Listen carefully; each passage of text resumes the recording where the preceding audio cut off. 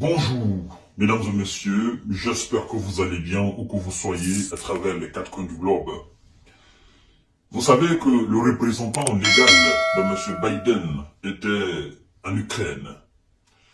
En l'occurrence, c'est lui qu'on appelle le boss de la diplomatie de Visa, M. Blinken.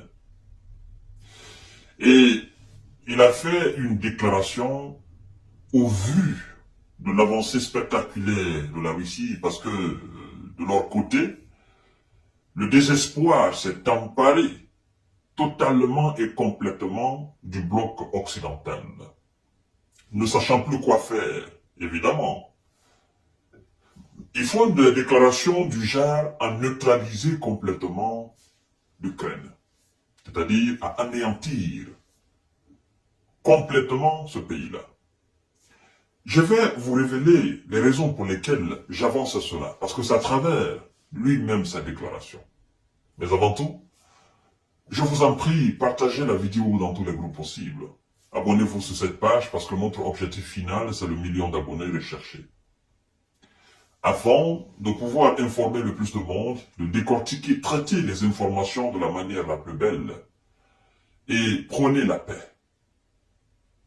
Mesdames et messieurs, vous savez, depuis le début de cet événement en Ukraine, je vous dis, depuis le début du lancement de l'opération spéciale militaire russe en Ukraine, et depuis que les Visa et alliés ont commencé à fournir des armes de toutes sortes à l'Ukraine pour comme ils le disent, se défendre face à l'armée russe, il y a une règle qui était établie entre eux, les Occidentaux.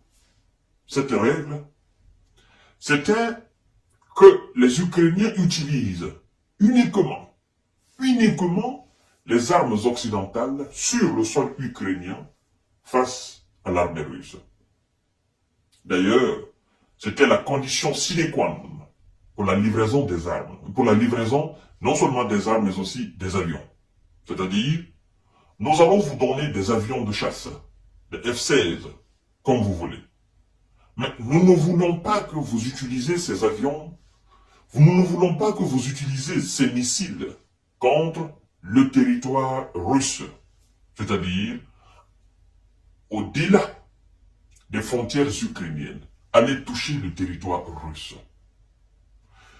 Il y a eu d'ailleurs une tension entre, je crois bien, la France et l'Allemagne autour des missiles Taurus allemands. Parce que l'Allemagne ne veut pas donner ces missiles qui seront utilisés et qui ont été longuement demandés par M. Zelensky afin de les utiliser contre l'armée russe. Mais l'Allemagne de M. Olaf Scholz s'est retenue. Parce que, constatant la situation dégradante sur le terrain, l'Allemagne a compris que en donnant ces missiles de longue portée aux soldats ukrainiens, ils vont forcément s'en servir pour attaquer le territoire russe. Et donc, ça sera quelque chose de très fatal pour l'Allemagne. Et M. Blinken,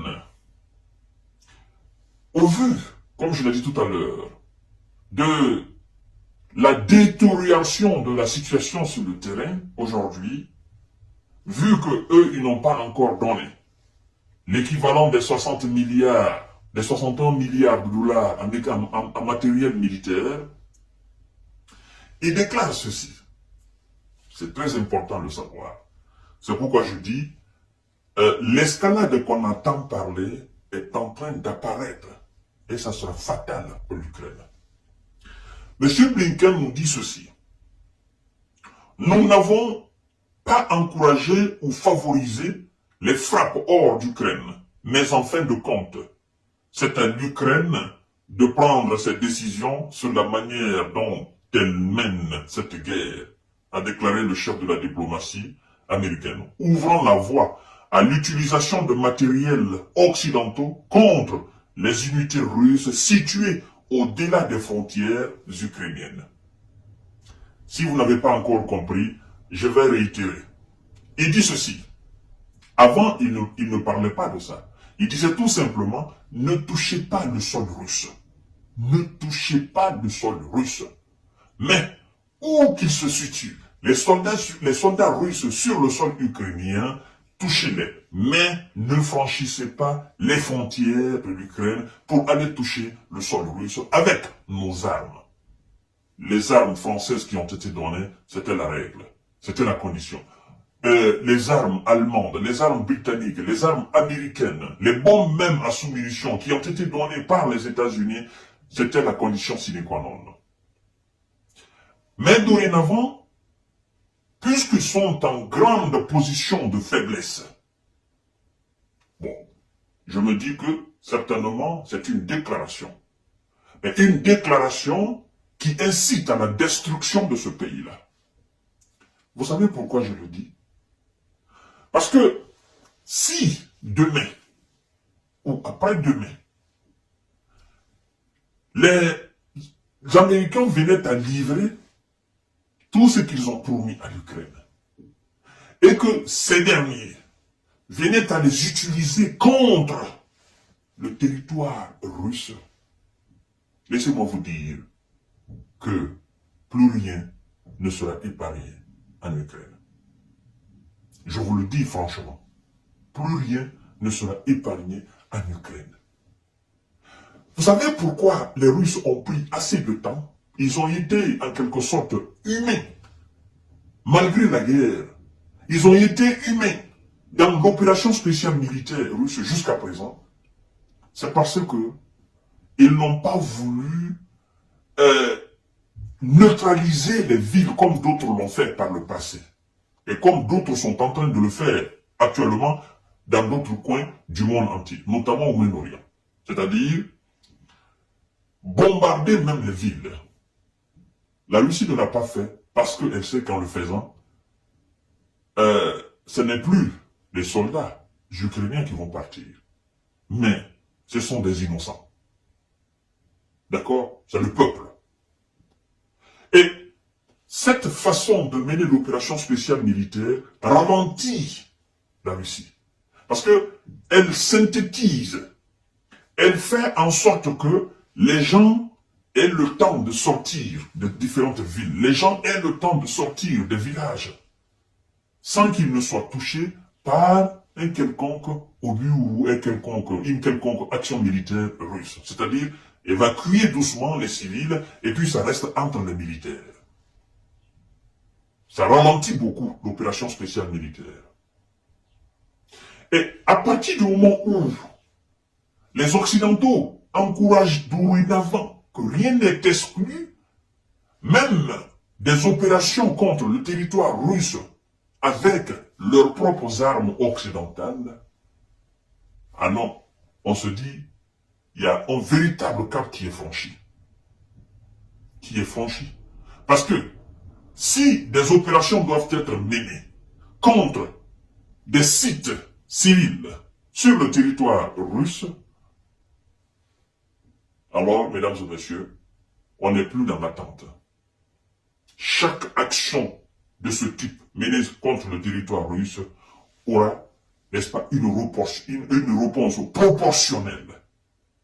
C'est pourquoi je dis qu'au lieu d'aider les Ukrainiens, c'est-à-dire à mettre fin à cette histoire, les Occidentaux encouragent davantage la destruction de ce pays-là. Oui. Parce que inciter les Ukrainiens à s'attaquer à la Russie sur le sol russe, c'est l'anéantissement total de l'Ukraine.